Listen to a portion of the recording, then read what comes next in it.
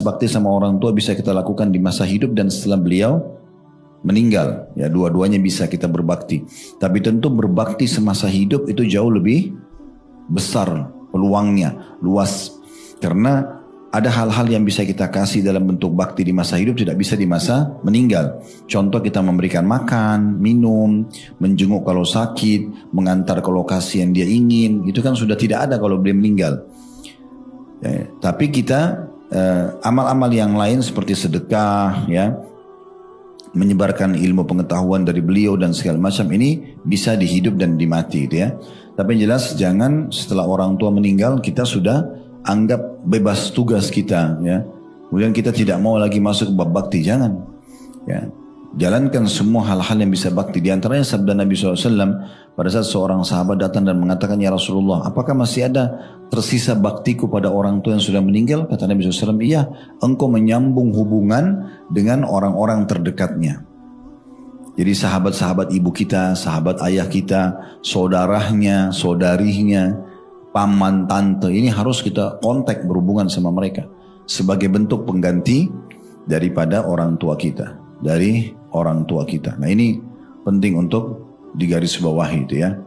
Ya, jadi bakti sama orang tua setelah meninggal ya.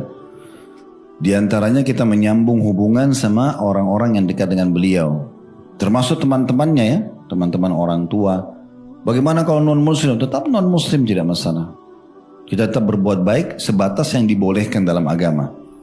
Seperti jenguk kalau sakit, kita memberikan hadiah. Karena kan dalam Islam itu masuk dalam bab toleransi.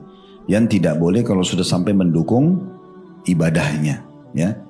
Termasuk misalnya saudara, paman, saudara dan saudari ibu dan ayah kita, paman, tante, tapi mereka non-muslim. Tetapi kita harus berbuat baik sama mereka. Kita berbuat baik sama mereka. Dan pernah kita jelaskan pengganti ibu, itu yang paling dekat adalah saudarinya ibu. Tante dari ibu. Pengganti ayah adalah paman dari ayah, saudaranya ayah.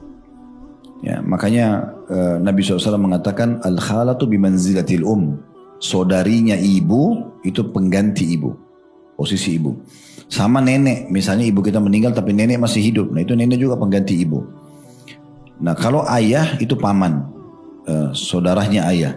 Makanya Ali bin Abi Thalib radhiyallahu anhu itu seringkali menemui pamannya Abbas sambil duduk dekat pahanya dan mengatakan, paman ridholah padaku. Kenapa? Karena ini saudara ayahnya. Ayahnya meninggal dalam kondisi kafir, Abu Talib. Tapi Abbas dalam kondisi muslim. Maka dia pun akhirnya berbakti sama pamannya gitu ya.